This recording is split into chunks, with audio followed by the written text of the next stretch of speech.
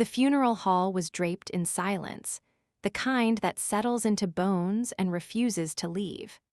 Yun Seil stood motionless before the memorial altar of her deceased parents, her hands folded at her waist, her eyes red-rimmed and swollen. White chrysanthemums flanked the framed photographs, her mother's bright, open smile, her father's kind eyes. The incense smoke curled upward in lazy spirals, carrying prayers that felt too small for all the grief packed inside her chest. She had stood in this exact place before, years ago, when she was barely old enough to understand that the two people in those frames were never coming back. And now, years later, the grief had changed shape, no longer a sharp, stabbing thing, but a dull, constant ache, like a bruise that never fully healed. The only thing that had carried her through then, and now, was the steady, weathered hand of her grandfather.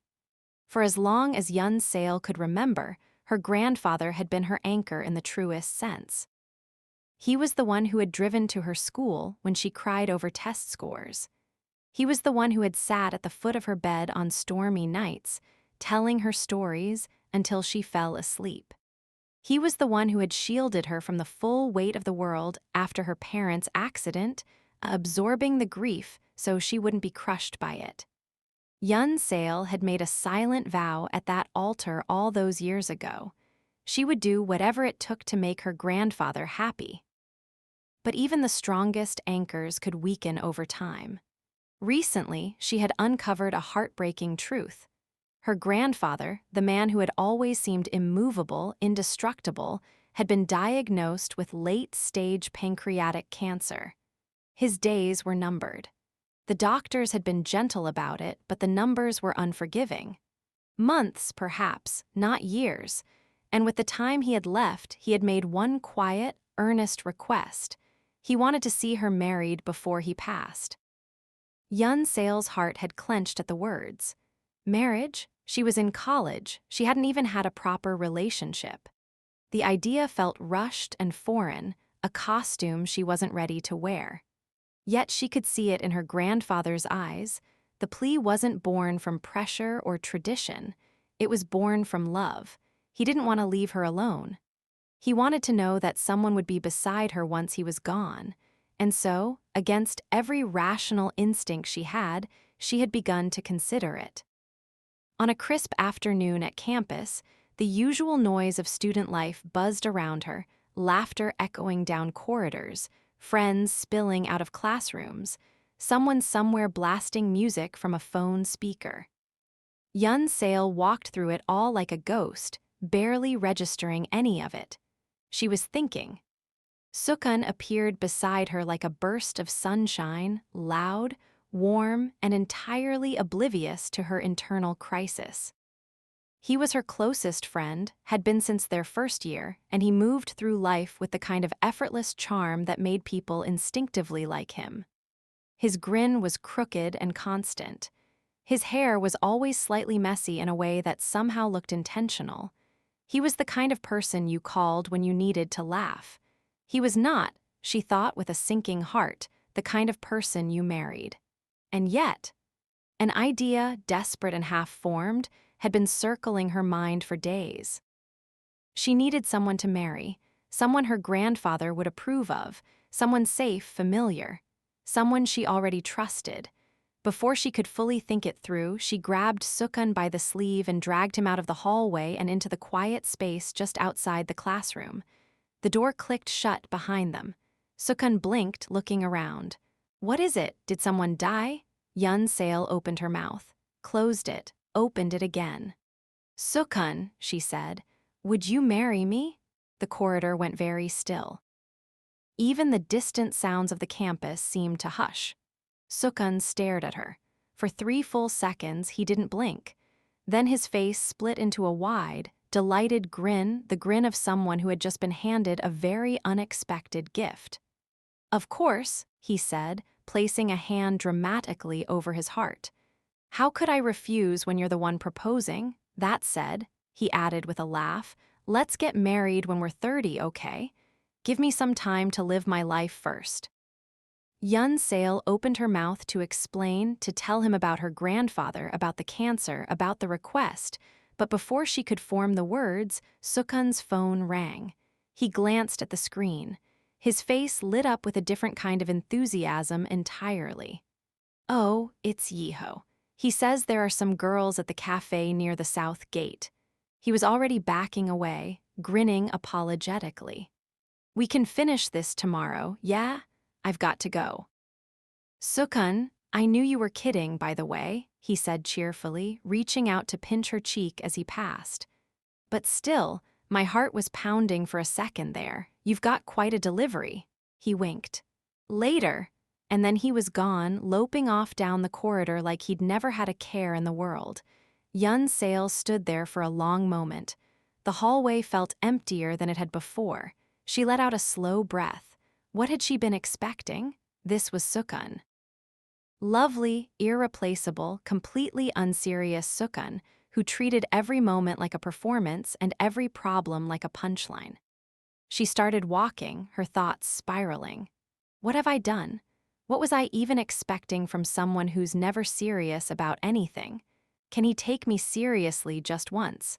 Was my face not serious enough? Did I look like I was joking? She was so lost in her own head that she didn't notice the person walking toward her until she walked directly into them. The impact was solid and sudden. She stumbled back, startled, her bag swinging wide. "I'm so sorry," she began. "Next time," said a cool, unhurried voice, "pay attention to where you're walking. Don't daydream in a corridor." Yun Seil blinked.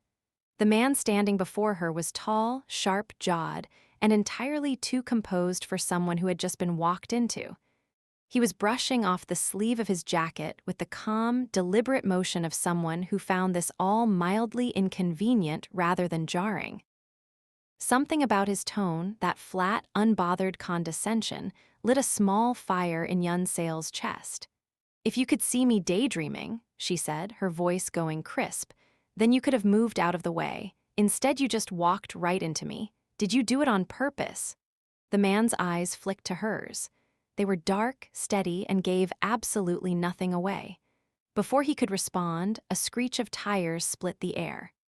A car veered wildly around the corner, far too fast for the narrow lane beside them. It mounted the edge of the pavement with a horrible lurch. In one fluid motion, the man's hand shot out, grabbing her arm and pulling her hard against him. The momentum carried her crashing into his chest. Her face came up inches from his. Their lips barely grazed, a ghost of contact, gone in an instant before he steadied her and stepped back, releasing her. The car screamed past, missing them by a margin that made her stomach drop. Yun Seil stood trembling, her hands pressed flat against his chest where she'd caught herself. Her heart was slamming against her ribs. She became aware, slowly, of how close they were still standing, of the warmth radiating from him, of the fact that her face was roughly the same temperature as the sun. She stepped back quickly. "Don't get the wrong idea," he said, his voice as even as if nothing had happened. He glanced at his sleeve again. Something about the gesture made her want to scream. The car was speeding. "I only pulled you to stop you from being hit." "Yeah, thanks." She tugged the hem of her jacket straight. "Okay, let's just pretend that didn't happen. We're both having a bad day." She turned to leave. "You're not even going to thank me properly?" His voice caught her just before she cleared the lamppost. She turned back. He was watching her with the faint, infuriating trace of a smirk, the first real expression she'd seen on him, and of course it was that one. "You saved my life," he continued pleasantly. "Surely that's worth more than yeah, thanks." Or, his eyes glinted, "Are you planning to leave without compensating me for that kiss?" Yun Seil stared at him. "What kiss? Our lips barely touched. That wasn't a kiss. Don't be dramatic." People don't usually describe their first kiss as barely touching. "It wasn't my first kiss." The smirk deepened. "You're quite sure about that?" "For your information," she said, her voice rising with every word, "you are the 108th person I have kissed. so forgive me if the memory isn't exactly crystallized." She spun on her heel. "And don't talk to me if you see me again. Pervert." She didn't look back. Behind her, she heard a quiet sound, not quite a laugh, but close to one. And then, the 108th. Interesting. Part 2. The professor the next morning, Yun Seil arrived at class still distracted, sliding into her seat just as her friends were mid-conversation about a party that weekend. Sookun was across the room, making someone laugh with an impression of one of their professors. Gong-un, Yun Seil's other close friend, quiet where Sookun was loud, sharp where he was breezy, had saved her a seat and was reading ahead in the course material with the focused calm of someone who had never been rattled by anything in her life. The chatter died as the classroom door opened and the department head walked in. "Good morning," he said, scanning the room. "Before we begin today, I want to introduce someone. Our faculty has a guest lecturer joining us for the next semester." He gestured toward the door. "He's taken time away from his professional work to bring some real-world experience to this course. Please welcome him." The man who walked in was composed, carrying a thin folder under one arm, his posture unhurried and effortless. He set his things down at the lectern and looked out at the class with calm, measuring eyes. "Good morning," he said. "My name is Kang Jun-young." For a single, suspended moment, Yun Seil's entire brain went offline. Then it came roaring back online in full alarm. Him. It's him, the man from yesterday, the lamppost man, the lip-grazing, sleeve-brushing, insufferably smug him. She grabbed her notebook and pressed it against her face. Her ears were burning. She was going to sink through the floor. She was going to dissolve into the plastic of her chair and never come back. Did I see it wrong? Please, please let me be wrong. Let him be someone who just looks exactly like that man. That happens sometimes, right? People who look exactly like other people. She heard the scrape of shoes across the front of the room. He was walking along the first row. She pressed the notebook harder. "You," his voice calm and conversational. "The one clutching the textbook. What's your name?" The universe had, apparently, decided she had not suffered enough. "I'm Choi Yun Seil," she said, lowering the notebook to just below eye level. "Sir." He looked at her for a moment. Then that maddening smirk, the same one from the lamppost, tugged at the corner of his mouth. "Miss Choi," he said pleasantly, "I wasn't aware that pressing your face into a textbook was an approved study technique. Does absorbing the content directly work better for you?" The class erupted into laughter. Yun Seil felt her entire face turn crimson. "That said," he continued, returning to the lectern and opening his folder with theatrical calm, "since you seem well acquainted with the material, why don't you explain page 10.8 for us?" A pointed pause. "Oh, my apologies. I meant page 10.8. His eyes found hers across the room, bright with private amusement. "Go ahead, Miss Choi, enlighten us." She got through it. Somehow, mechanically, her mouth produced words in the correct order. The class settled. He moved on. But as she wrote down notes with a slightly unsteady hand, she was very aware of the way his gaze occasionally returned to her, not unkindly, not exactly, with the expression of someone quietly enjoying an ongoing joke that only the two of them were in on. After class, she caught up to him in the corridor. "Mr. Kang." He stopped and turned. Up close, without the adrenaline of a near-traffic accident or the cover of a notebook, he was just a person. Composed, reserved. A little cool around the edges. "I wanted to apologize," she said, keeping her voice steady, "for how we met, but can we agree not to bring our personal situation into the classroom? Whatever happened between us yesterday, between us," he repeated, tilting his head slightly, "can stay outside of class. I'd appreciate it if we could just be professional." His expression shifted. Something that might have been respect crossed his face, quickly tucked away. "I never bring personal matters into my classroom," he said. I act always as a professor whose role is to advise his students. A beat. The advice I'd offer you right now, Miss Choi, is to be less arrogant about the distinction between professional and personal. And then he turned and walked away, leaving her standing there with her mouth open and her hands slightly clenched. Part 3. A proposal with conditions. That evening, her grandfather called. She answered on the second ring, tucking herself into the corner of her apartment's small kitchen. His voice was bright, that warm, unhurried warmth that had wrapped around her entire childhood like a familiar blanket. Yun, how are you? Good, Grandpa. Tired, but good. How are you? Ha, doing well, doing well. Listen, I'll be in the city this Saturday. An old friend's son is coming to visit, and I'd love you to join us, just a small gathering. She agreed without much thought. Any excuse to see him. Saturday arrived gray and crisp. Her grandfather's car pulled up outside a neighborhood she hadn't visited before. Wide streets, mature trees, the quiet confidence of old money settled into stone walls and high gates. The estate they stopped at was large but not ostentatious, the kind of place that had hosted generations of quiet importance. Their host, Kang Jin, met them at the gate himself, a warm-faced man in his 60s with an easy handshake and kind eyes. His wife Hawk stood beside him, elegant and gentle.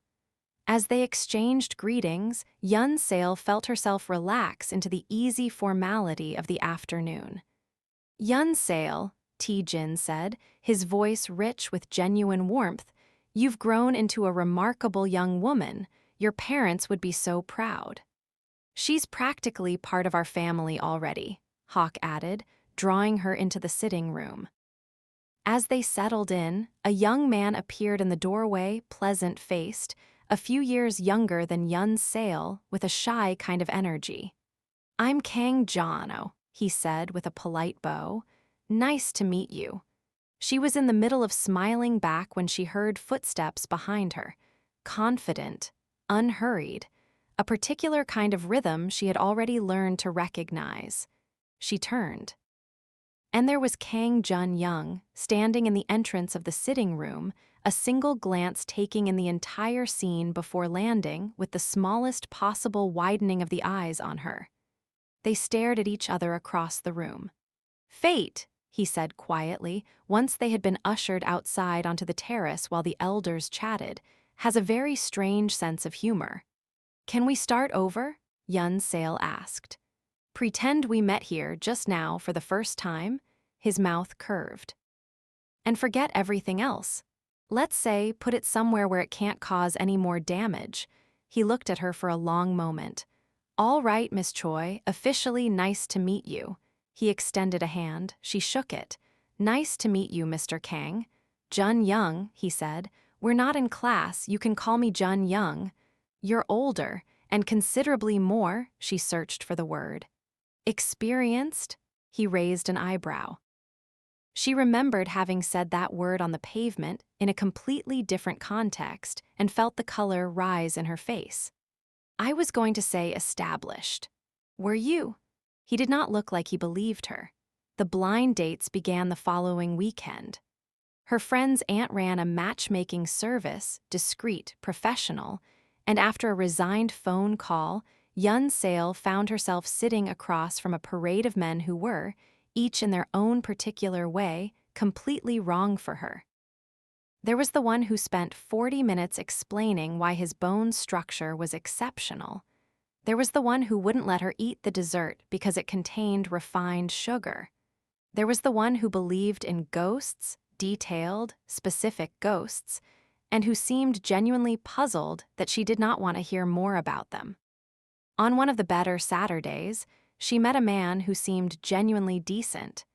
He even offered her his handkerchief when she accidentally knocked her tea. A small gesture, but it lit something small and tentative in her chest, the faint possibility that this could work. She was quietly hoping when a familiar voice interrupted her thoughts. Choi Yun Seil. She looked up. Kang Jun-young stood at the end of the hotel corridor, hands in his pockets. He was looking not at her, but at the man across the table, who was currently gripping her wrist with a hand that had turned cold and demanding the moment he realized she wasn't the kind of target he wanted. "I spent 30 million won to be introduced to quality," the man was saying, his voice dropping into something ugly. "Don't play games. Come with me." Jun-young's grip on the man's wrist was sudden and absolute. The man made a short, sharp sound of pain. Jun-young didn't look at him. He was looking at Yun Seil. "Let's go," he said quietly. She was on her feet in seconds. He didn't let go of her hand until they were outside, in the cool corridor air, well away from the room. "Thank you," she said when she'd caught her breath. "I don't know what would have happened if you hadn't. You can let go now," she added, becoming aware of his hand still around hers. He released it. "Blind date, what I do on weekends is none of your business." "True," he studied her.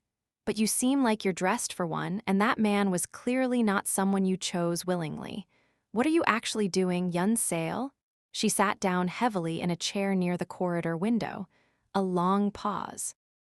Then, because she was tired, and because the afternoon had been awful, and because something about his stillness made it easier to speak. "My grandfather is ill. This was his wish. He wants to see me married before." She stopped, steadied herself. "I'm trying to make it happen." Jun-young stood quietly for a moment. Then he pulled a chair from a nearby table, turned it to face hers, and sat down. "You said," he said, "that marriage was a woman's dream." "I said it's what I want for my grandfather." "That's different." He looked at her for a long time. She had the uncomfortable sense that he was calculating something, working through a problem with the same methodical quiet he probably brought to everything. Then he said, "Choi Yun Seil, marry me?" She blinked. A beat passed. She laughed, a short, startled sound. "You're joking."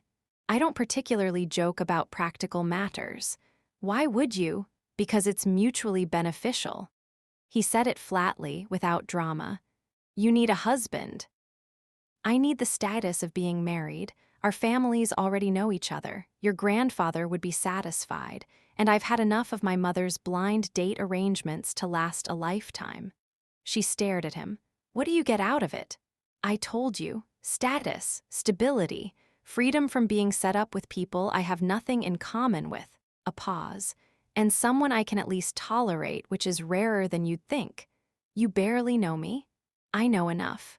She looked at him for a long moment.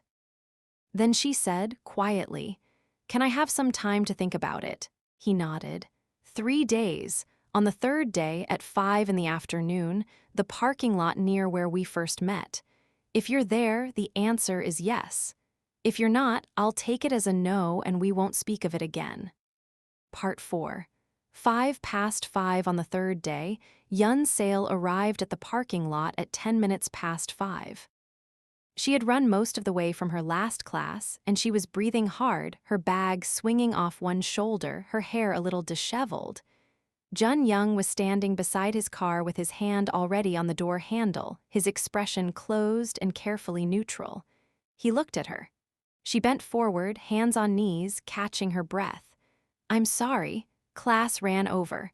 I'm here. I want to accept." A beat of silence. "One condition," she added, straightening. "This marriage stays secret until I graduate. You're well known on campus.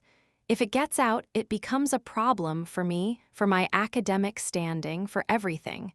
Secret until graduation. Those are my terms." He studied her for a moment. Then the corner of his mouth turned up not quite a smile, but the outline of one. "Agreed." He extended his hand. She shook it. Then he pulled one smooth, sudden motion, and she stumbled forward into his arms, catching herself against his chest, her hands flat on the lapels of his jacket. "What?" she started.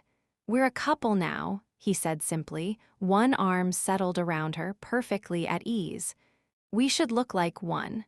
We could start with handshakes and work our way up," she said. "I prefer to skip the intermediate steps." She glared up at him. He looked faintly amused, which was, she was beginning to understand, his default setting when she was involved. Part 5. The agreement. That evening, at the Kang family dinner table, Jun-young announced his intention to marry Choi Yun Seil with the calm, matter-of-fact delivery of someone stating a quarterly projection. His father's face lit up. Mr. Choi's granddaughter, that's wonderful news. His mother's expression did not light up. She set down her fork very carefully. How long have you two been in a relationship? You've only been teaching at her campus for a week. We've been dating for some time, Jun-young said. I didn't see any reason to mention it before. And that's also why I'd appreciate it, Mother, if you stopped accepting blind date arrangements on my behalf. He looked at her evenly. I'm marrying Yun Seil because I love her. No other reason. His mother stared at him. Something moved across her face, something between relief and anxiety, like someone who has gotten news they wanted but is suddenly unsure whether they asked the right question. The next afternoon, Yun Seil met with Jun-young's mother at the Kang house, a meeting she had been quietly dreading since the announcement. Mrs. Kang was gracious. Perfectly, deliberately gracious, the way people are when they are working very hard at it. Jun-young always said he'd know when the right person came along, she began. I just thought it seems fast. We wanted to be sure before telling anyone, Yun Seil said carefully. We're serious about this. Do you love my son? The question landed simply, without cruelty, but it was direct enough to make Yun Seil's breath catch for just a fraction of a second. Yes, she said, I do. Mrs. Kang looked at her for a long moment. Does he love you? The door opened. You're asking me that, Mom? Jun-young said, crossing the room and setting a hand on Yun Seil's shoulder. I think the more relevant question is what I can do to make you believe us. He looked down at Yun Seil. She managed a small, composed smile. His mother studied them both, the way his hand sat on Yun Seil's shoulder like it belonged there, the way Yun Seil's posture eased almost imperceptibly when he came in. Something in the older woman's expression softened, though her worry didn't disappear entirely. In the car afterward, Yun Seil exhaled in a long, controlled breath. Did you have to hug me like that in front of her? She asked if I loved you. I thought a demonstration was more convincing than an argument. A warning would have been nice. He glanced sideways at her. You did well, you only looked panicked for a second. I was panicked for the entire time. It wasn't visible. A pause. Well, not much. She turned to look out the window, pressing her lips together to stop the smile that was trying to form. When they reached her building, she gathered her bag and reached for the door.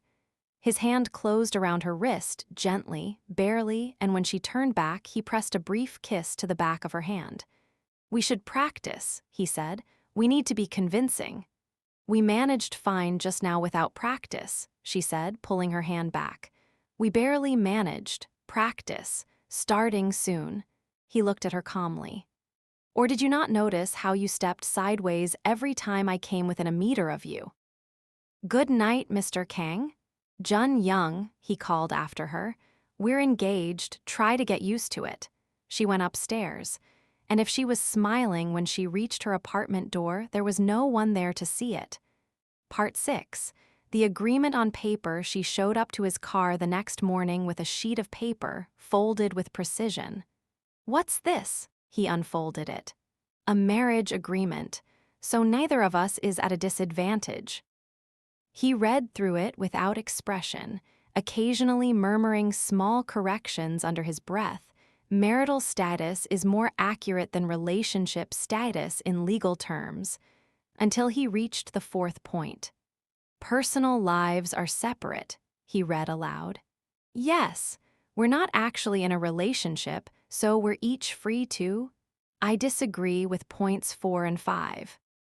You can't, if we're staying at my family home until you graduate, which, by the way, is my mother's condition, not mine, and I apologize for mentioning it now, we'll need to be more than occasional acquaintances. The agreement needs to reflect that. She stared at him. We're staying at your family home? Mother's condition. he said again, with the manner of someone who knew exactly how this was landing and was choosing not to cushion it. She wants to make sure you're comfortable there. She's traditional. Yun Seil took a very controlled breath. She grabbed the paper and crossed out point 4, rewrote it in the margin, no sharing a bed, separate sleeping arrangements to be maintained. She handed it back to him. He read the addition. His expression shifted almost imperceptibly, a very small, very contained version of amusement. "All right," he said and signed it. Then he said, "Close your eyes." She frowned. "Why?" She was leaning cautiously forward, eyes half shut, when she realized he was perfectly still. She opened her eyes fully. He was looking at her with that steady, unreadable gaze. "You forgot to remove your hat," he said. I was going to." He reached out, removed her hat, and set it on the dashboard. Then he leaned in, cupped her face in both hands with a care that startled her into stillness, and kissed her, a real kiss, unhurried and warm and nothing like the accidental moment on the pavement. When he pulled back, he looked at her with perfectly composed expression. "The groom initiates the wedding kiss," he said. "Consider that practice." Yun Seil stared at him. Her heartbeat had done something it wasn't supposed to do. "Right," she managed. "The ceremony's in 2 weeks," he said, starting the car. "We should be ready." Part 7.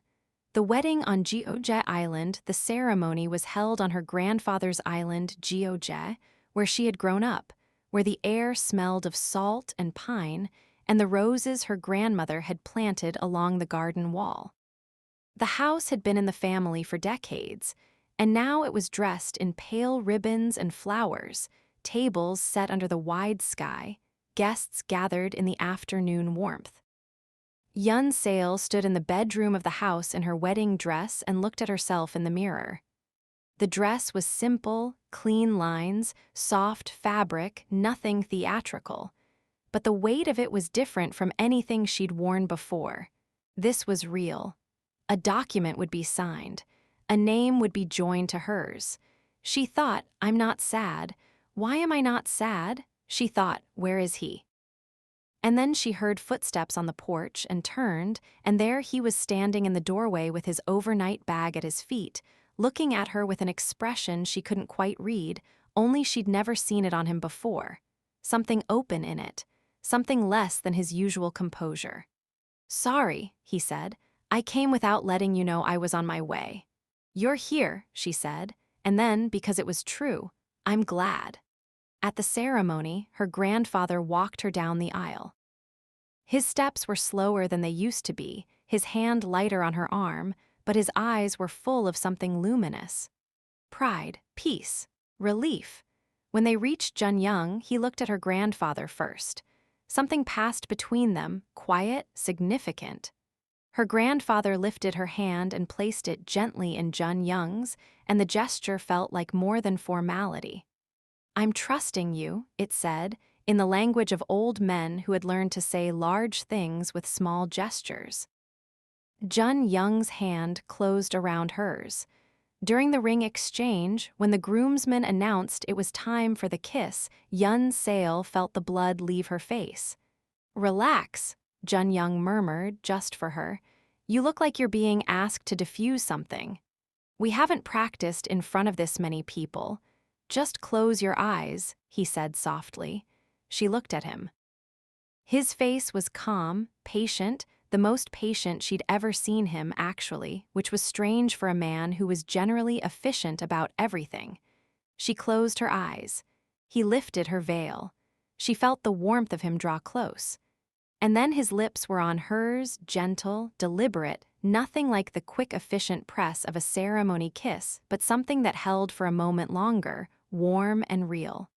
The guests erupted into applause. Officially, they were husband and wife.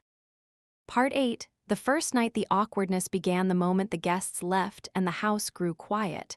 "Do you want a shower first?" she asked, setting her bouquet on the dresser. "Go ahead," he said, pulling at his cufflinks. She gathered her things and disappeared into the bathroom. On the other side of the closed door, she pressed her back against the tiles and looked at the ceiling. This is a room. It is your room now. Temporarily, it is a professional arrangement. He is a professional person. Everything will be fine.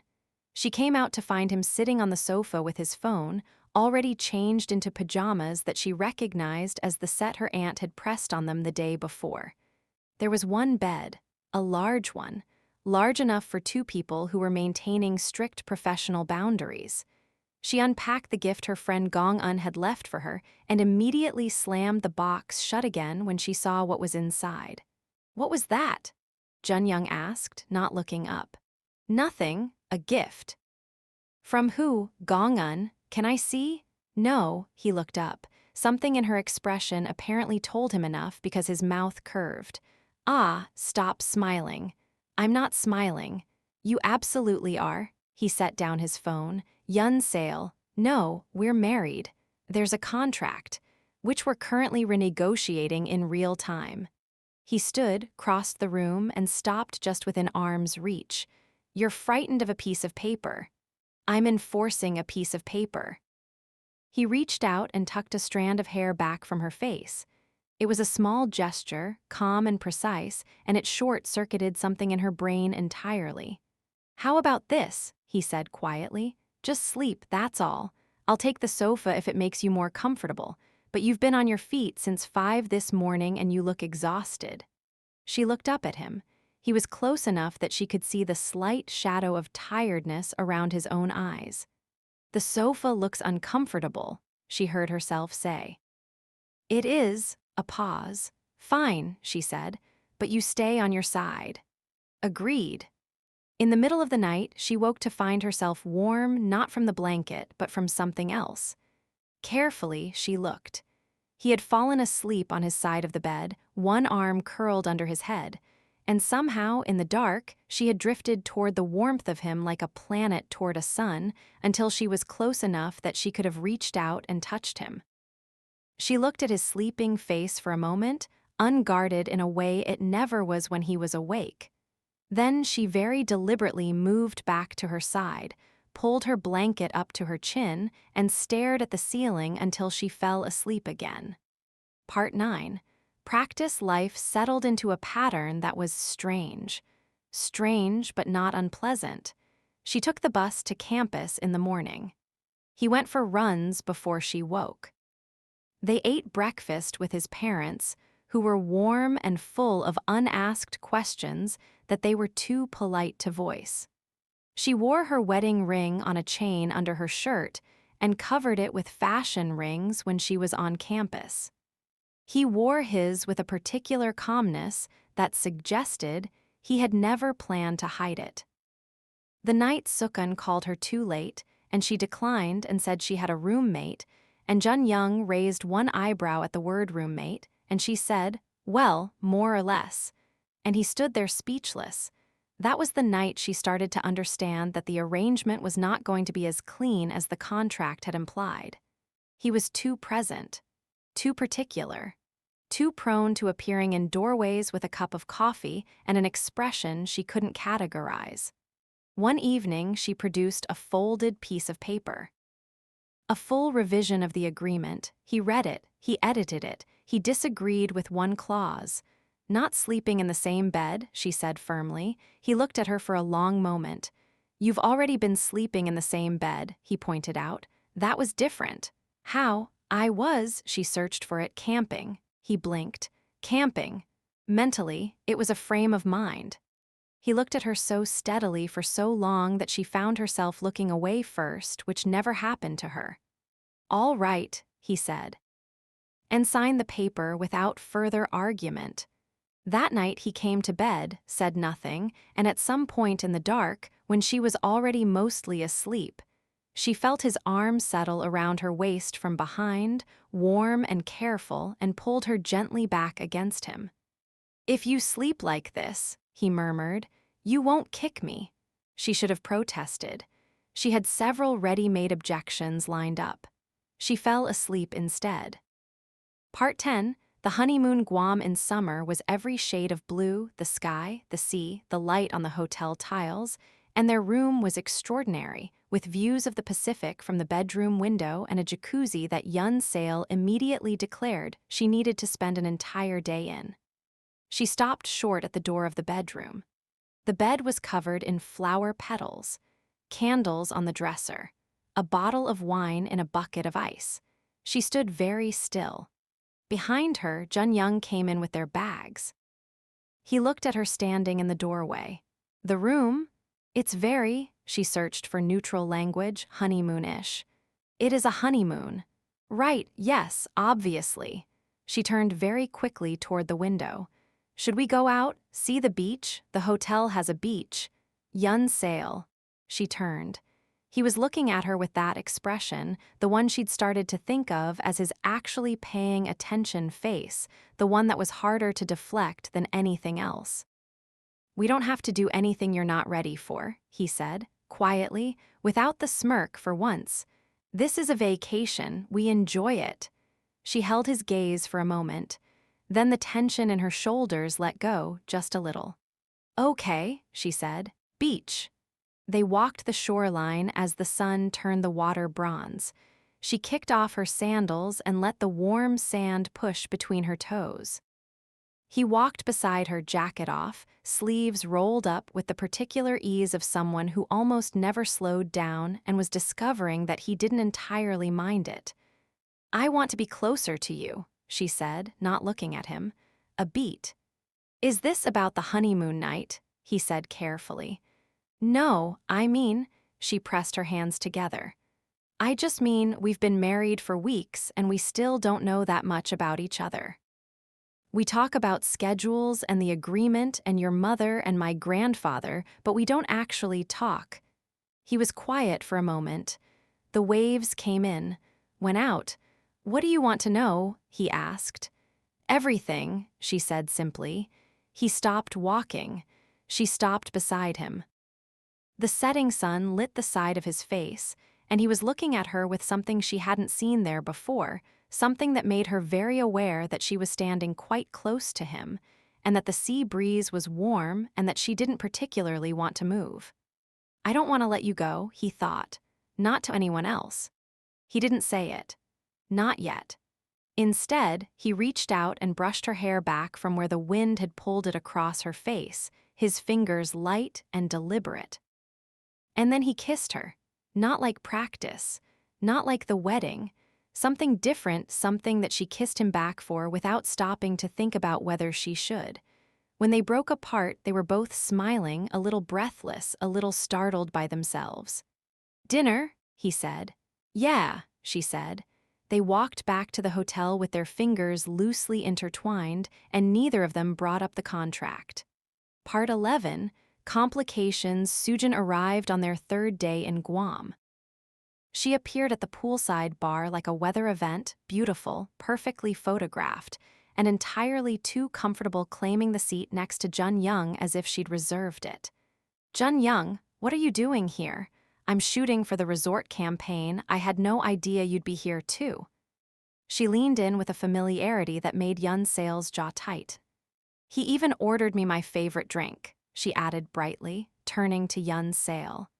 Oh, and Yun, you're here too. What a coincidence. His favorite drink is also yours, Yun Seil thought carefully, or did you mean the drink he happened to order that you decided was yours? She kept smiling. She was very good at keeping smiling. When a staff member pulled Sookun away for her shoot, Jun-young immediately reached for Yun Seil's hand. Don't start, he said. I'm not starting anything. You had the smile. What smile? The one that means you're saying perfectly polite things while thinking something else entirely. She looked at him. He looked back.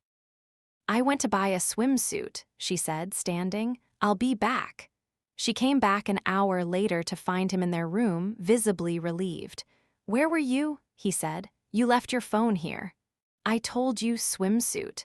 She held up the bag. He crossed the room and pulled her into his arms without preamble, holding her with the kind of grip that said something other than what he was saying out loud. I was worried, he said into her hair. About me. You were in an unfamiliar place without your phone and there was someone I don't particularly trust nearby. Yes, about you.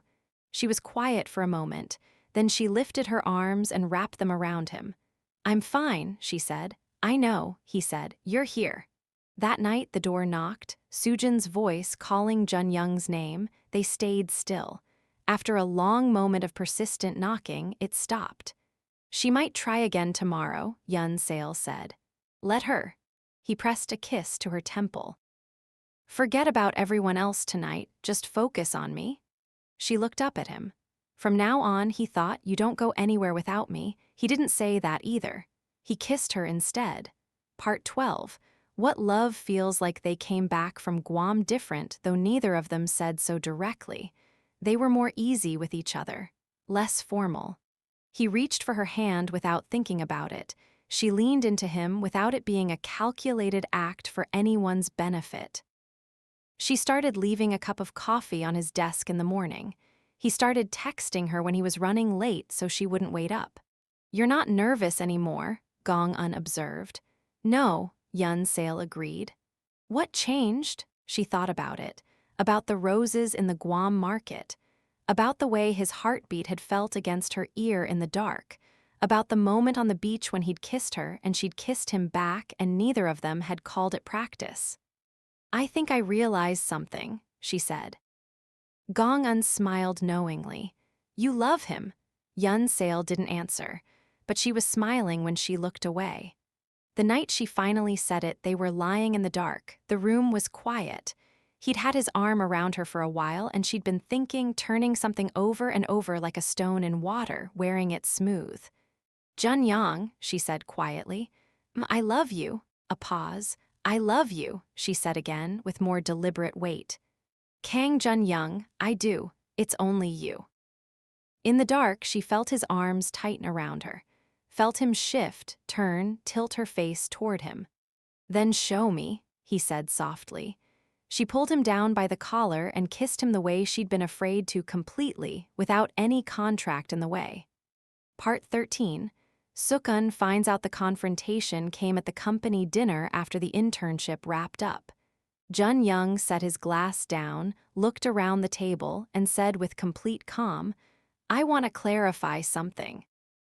There are no romantic feelings, past or present, between myself and Miss Soojin, and more importantly, his gaze moved to Yun Seil. I'm in love with Choi Yun Seil.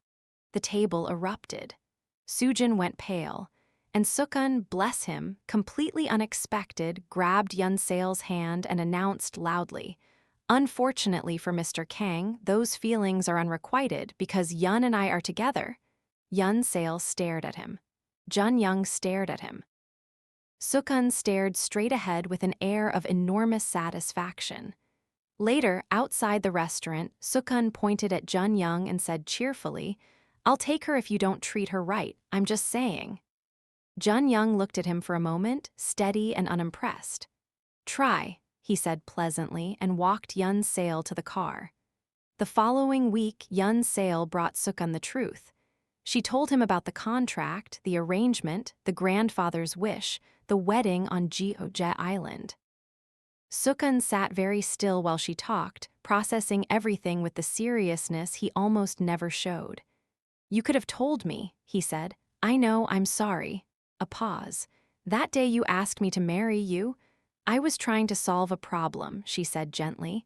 It wasn't about you, it wasn't about us. Sookun, I love you as my oldest friend, that's what you are to me, and I don't want to lose that.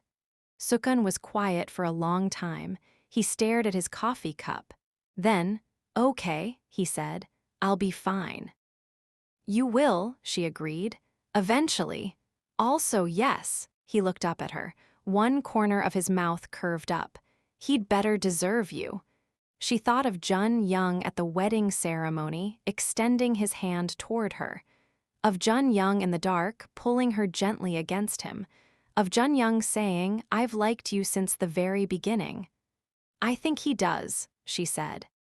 Part 14.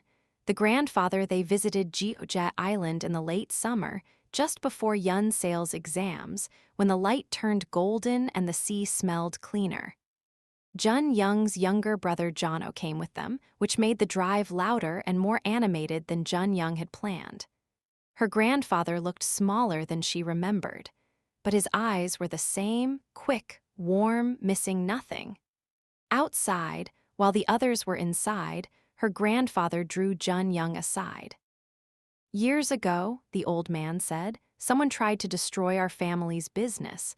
A loan shark disguised as a businessman. My son and his wife were driving my car the day it happened."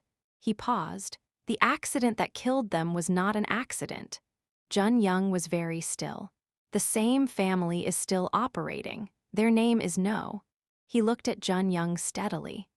"Yun Seil doesn't know any of this. I raised her without telling her the truth. She knows only that her parents died in an accident. I kept the rest from her to protect her." He held Jun-young's gaze. "I don't have much time left, but I need to know that she is safe, that you will protect her." Jun-young didn't hesitate. "I will," he said. "I promise." Her grandfather nodded slowly. He looked out toward the garden where Yun Seil was laughing at something Jono had said, her face bright in the afternoon sun. "She was my whole world," the old man said quietly. "Now she is yours. Take care of her." Part 15, after he was gone 3 months later. Yun Seil came to his room in the morning with his medication and his breakfast, and the room was quiet in a way that was different from ordinary quiet. The newspaper was folded on the nightstand.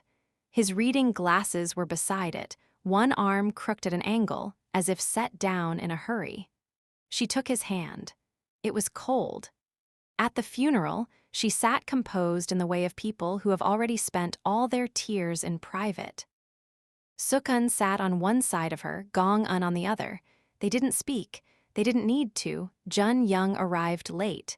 He came through the door with the look of someone who had been moving at full speed through something difficult and had not entirely stopped.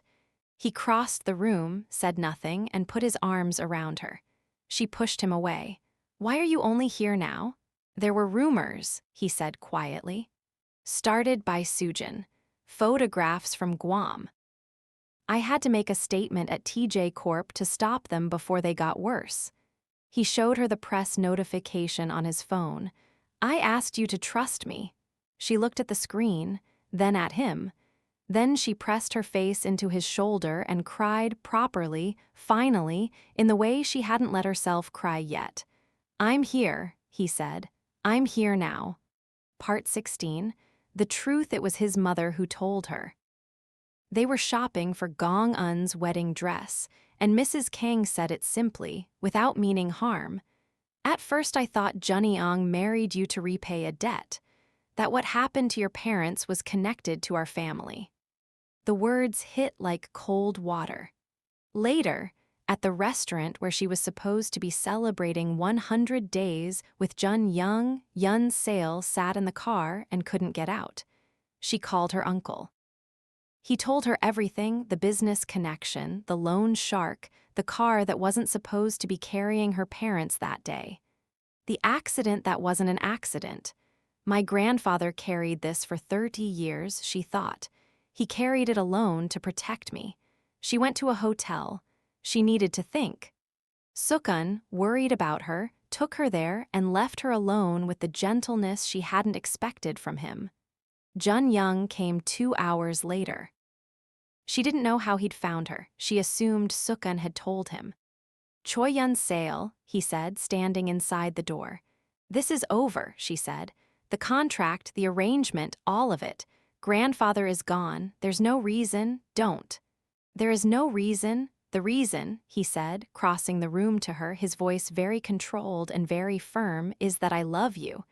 The contract was void the moment we stopped pretending this was professional. You know that."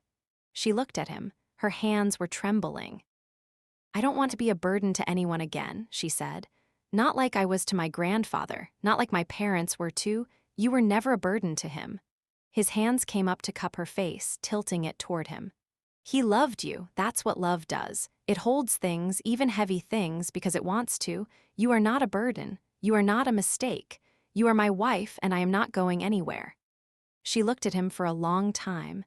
Then she pulled him forward by the collar and kissed him. Epilogue, together 6 months later.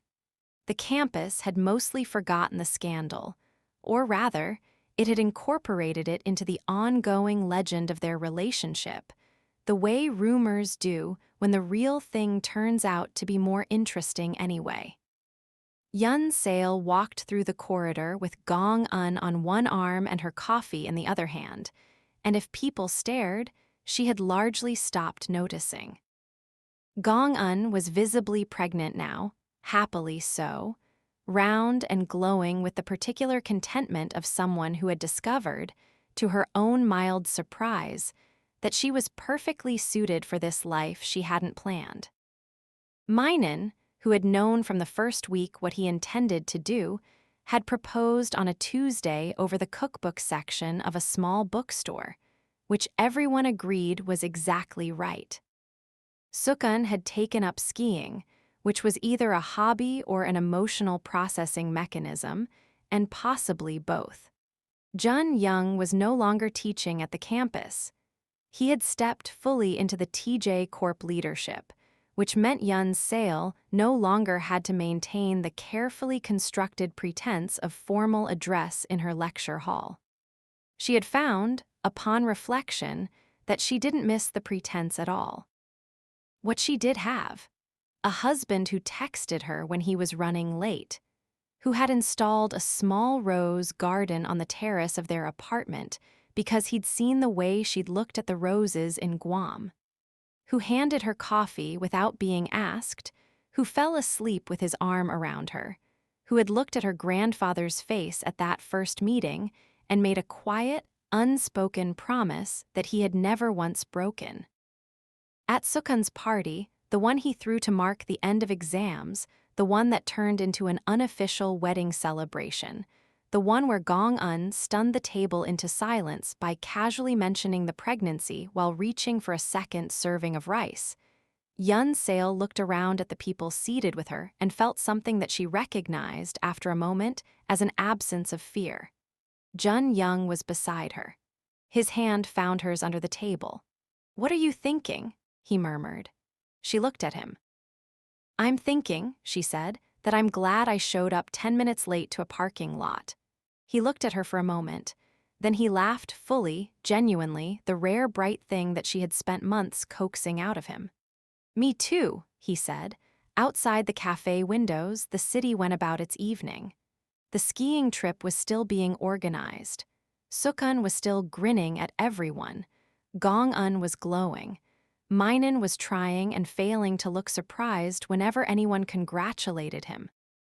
And Yun Seil, who had once walked into a lamppost and stumbled into someone's arms and said something absurd about being the 108th, who had signed a contract to marry a man she barely knew for reasons that had more to do with love than logic. Yun Seil leaned her head on her husband's shoulder and let herself be, for once, entirely at peace. End.